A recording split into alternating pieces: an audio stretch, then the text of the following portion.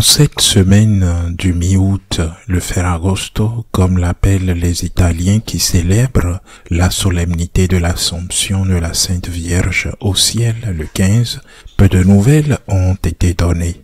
Le pape a pris quelques jours de congé supplémentaires en raison de la chaleur intense à Rome et est de retour à Castel Gandolfo.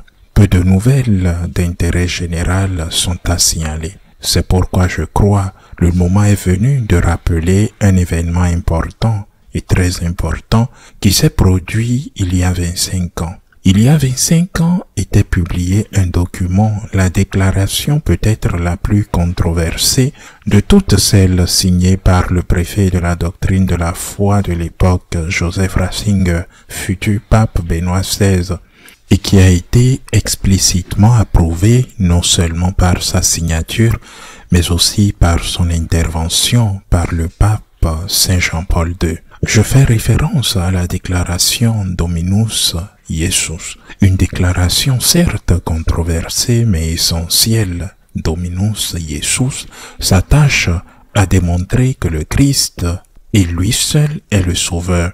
Le Christ n'est pas un simple prophète, il n'est pas un grand homme parmi d'autres, ni même le plus grand homme de l'histoire de l'humanité. Le Christ est Dieu et vrai homme, et ce Christ, vrai Dieu et vrai homme, est le seul sauveur de toute l'humanité. Il est, de plus, la révélation définitive de Dieu au monde, et après lui, rien ne peut être ajouté à cette révélation. Le Christ n'est ni un prophète ni un maître spirituel parmi tant d'autres, mais plutôt Dieu fait homme, véritable Dieu, vérité, affranchi des conditionnements culturels de son époque, bien qu'il fût véritablement humain. Il est important de le souligner car beaucoup affirment que certains enseignements moraux de Jésus les dérangent, car ils étaient conditionnés par son époque. Il m'a toujours semblé que ceux qui affirment cela sont très ignorants et que certains d'entre eux ne peuvent être crus de cette manière ou qui le font de mauvaise foi, car à son époque, le divorce était courant et Jésus s'y opposait catégoriquement. À son époque, dans sa culture juive, l'observance du sabbat était sacrée et Jésus a déclaré à plusieurs reprises et enseigné que le sabbat est fait pour l'homme et non pour le sabbat. Par conséquent, affirmer que Jésus, dans son enseignement, était conditionné par son époque est soit un acte d'ignorance, soit un acte de malveillance. La déclaration concernant Mahomet et Jésus l'illustre très clairement. Cela signifie que le Christ est le véritable et unique sauveur, affirme explicitement la déclaration. Bien que d'autres religions puissent contenir des éléments de vérité et de bonté, seule l'Église catholique trouve la plénitude de la vérité et donc seulement en elle se trouvent tous les instruments fournis par Dieu pour le salut de l'humanité, doctrine et sacrement. Ces religions ne sont pas, je le répète, la déclaration de Mahomet et celle de Jésus.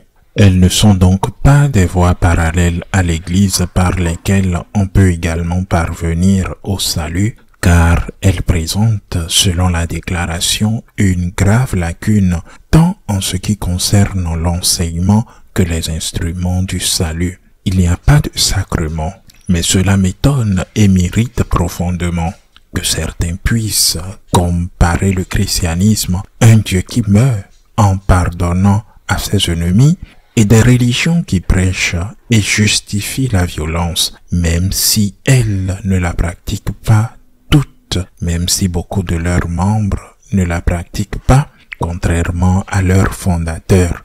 Comment peut-on comparer cela? C'est pourquoi la déclaration concernant Mahomet et Jésus dit que, même s'il y a des éléments de vérité et de bonté, il y a aussi de graves lacunes.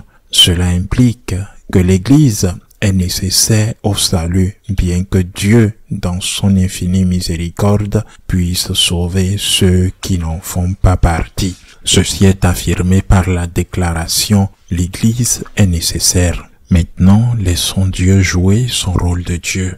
Une personne qui n'a pas eu l'occasion de connaître Jésus-Christ parce qu'elle est athée ou membre d'une religion, laissons Dieu décider si cette personne peut être sauvée ou non. Seul Dieu connaîtra ses mérites, c'est-à-dire les circonstances qui l'ont empêché d'être catholique et d'être sauvé par Jésus-Christ, le seul sauveur de l'humanité. Cette déclaration a touché des religions comme le judaïsme, l'islam, le bouddhisme et l'hindouisme, mais aussi les autres confessions plus ou moins chrétiennes. Selon Dominio Jésus, seules les églises orthodoxes occidentales méritent ce nom, celui d'église, car elles conservent des évêques et des sacrements légitimes. Les autres, même celles avec lesquelles le sacrement du baptême est partagé, ne peuvent être appelées églises et les déclarations leur attribuent le nom de communauté ecclésiale. Ce fut naturellement comme une banderille lancée devant un taureau qui s'enfuit furieux. Ces communautés ecclésiales protestent parce qu'elles prétendaient être de véritables églises, tout comme la plupart des religions classiques traditionnelles, car elles se considèrent comme des voies de salut légales, voies supérieures au christianisme. Et bien qu'ils considèrent cela comme vrai est une question, que ce soit vrai ou non en est une autre. L'Église a le devoir d'affirmer que le Christ est le seul sauveur et que la plénitude des instruments du salut et la plénitude de la vérité se trouvent dans l'Église catholique et seulement dans l'Église catholique. Assimiler le christianisme à une autre religion, voire à une autre église, revient tout simplement à ne pas vivre à la hauteur de la vérité et des enseignements de Jésus-Christ. Naturellement, la réaction fut extrêmement dure tant à l'extérieur qu'à l'intérieur de l'église. Nombreux furent les théologiens qui collectèrent des signatures et publièrent des manifestes contre le cardinal Ratzinger et Saint Jean-Paul II. Cependant, aucun d'eux n'hésita à affronter la tempête qui se déchaîna contre eux, car il était nécessaire de souligner que toutes les religions ne sont pas égales lorsqu'il s'agit d'offrir à leurs fidèles les moyens d'atteindre le salut, tout en insistant sur le fait que le Christ n'était pas un simple sauveur parmi d'autres, mais le seul sauveur du monde, le seul à être à la fois vrai Dieu et vrai homme. Nous ne pouvons pas transiger sur ce point, nous ne pouvons pas transiger. Si vous rencontrez quelqu'un qui affirme que toutes les religions sont égales et que chacun peut choisir la sienne parce qu'elles mènent toutes au même but, je le répète, il est soit ignorant, soit de mauvaise foi. Mais comme une religion, je le répète, dont le fondateur meurt crucifié, devenant l'avocat de ceux qui le tuent, peut-elle être la même qu'une religion dont le fondateur autorise, voire pratique la violence? Vous devez, j'insiste, être de mauvaise foi ou faire preuve d'une grande ignorance. Eh bien, cette semaine, il y a eu des événements du moins inhabituels à mes yeux. Par exemple, quelque chose d'étrange qui n'arrive pas habituellement. Le président et les deux vice-présidents de la conférence épiscopale française, présidée par le cardinal Abélin, archevêque de Marseille, ont publié une déclaration contre l'archevêque de Toulouse, car celui-ci a décidé de nommer comme chancelier du diocèse le responsable de la pastorale familiale, un prêtre condamné à 5 ans de prison pour le viol d'un adolescent de 16 ans. Il a purgé sa peine et n'a pas été rétrogradé à l'état laïque, bien que les faits aient été prouvés et la condamnation définitive. Il a purgé sa peine et maintenant l'archevêque de Toulouse l'a nommé chancelier et chargé de la pastorale familiale, un violeur qui est peut-être repenti et déjà sur la bonne voie. Mais le scandale en France a été si grave, si énorme, que beaucoup ont douté du sérieux de l'Église dans la lutte contre les abus sexuels sur mineurs. L'ampleur de cet événement inhabituel a été telle que le président des évêques français et les 2 vice-présidents ont explicitement et publiquement demandé à l'archevêque de Toulouse de rectifier la situation compte tenu des dommages que cette nomination portait à la crédibilité de l'Église dans la lutte contre les abus sexuels. Un autre événement inhabituel a été révélé cette semaine. La fraternité sacerdotale San Pio X, c'est-à-dire les disciples de Monseigneur Lefebvre, a été officiellement invitée par le Vatican à participer au jubilé des diocèses et des mouvements ecclésiaux qui aura lieu dans quelques jours.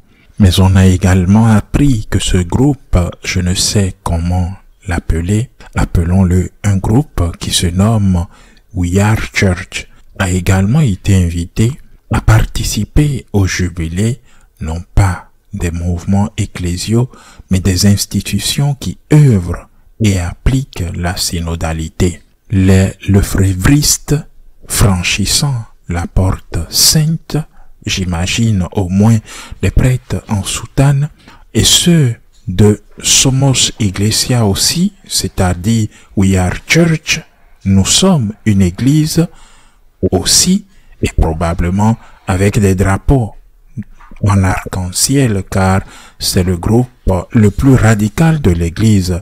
Ils sont non seulement favorables à l'ordination des femmes, mais ils réclament aussi la permission, c'est-à-dire l'intégration dans l'église de toute idéologie LGBT, de toute idéologie du genre.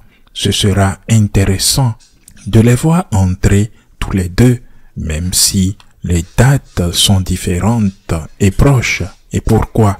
L'Église, en les invitant tous, les met tels sur un pied d'égalité. Là n'est pas la question, ou du moins pas nécessairement. Je crois que l'objectif du pape Léon XIV est d'unir toute l'Église. C'est la mission du pape et c'est aussi l'objectif explicite qu'il a affiché dès le début. C'est pourquoi je pense il invite les uns et invite les autres. Je ne pense pas que cela implique de les mettre sur un point d'égalité, sur un même pied d'égalité. Ce désir d'unité est extraordinaire et essentiel. C'est le devoir de tout pape. Et c'est donc quelque chose que Léon XIV a le devoir d'accomplir et s'efforce d'accomplir, même si cela comporte aussi des risques. Notre Seigneur, avant de dire au Père d'une voix forte pour que les apôtres puissent l'entendre, qu'ils soient un, comme toi et moi sommes un, afin que le monde croie, avait dit, Père, sanctifie-les dans la vérité. S'il n'y a pas de vérité, il ne peut y avoir d'unité. L'unité n'est-elle possible que sur la base de la vérité? Et la vérité est une personne. Notre Seigneur Jésus-Christ est la vérité. La vérité, c'est le Christ. En partant du Christ et en intégrant tous ses enseignements, nous pouvons œuvrer pour l'unité. C'est pourquoi cette semaine, je souhaite remercier Dieu pour l'existence de 2 géants récents dont beaucoup d'entre nous se souviennent, Saint Jean-Paul II et Joseph Ratzinger, c'est-à-dire le pape Benoît XVI, qui n'ont pas eu peur de confronter l'opinion publique tant à l'intérieur qu'à l'extérieur de l'Église pour affirmer la vérité. Le Christ est l'unique sauveur du monde. L'Église catholique est nécessaire au salut, et même si Dieu peut sauver qui il veut, ce qui est un mystère pour nous parce que nous ne pouvons pas tout comprendre, le Christ est néanmoins, même pour eux, le seul sauveur. Et nous ne pouvons pas dire que toutes les religions se valent, car ce serait du pur relativisme. prions pour le pape Léon XIV afin qu'il puisse accomplir cette œuvre extraordinaire d'unification de l'Église, toujours fondée sur la vérité qui est Jésus-Christ, Jésus-Christ, l'unique sauveur du monde. À la semaine prochaine, si Dieu le veut.